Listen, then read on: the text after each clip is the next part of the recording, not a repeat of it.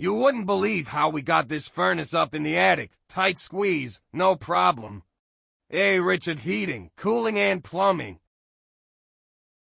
Just wait to the end to see what happens. The attic stairs needed some convincing. Nothing a 3-foot pry bar couldn't fix.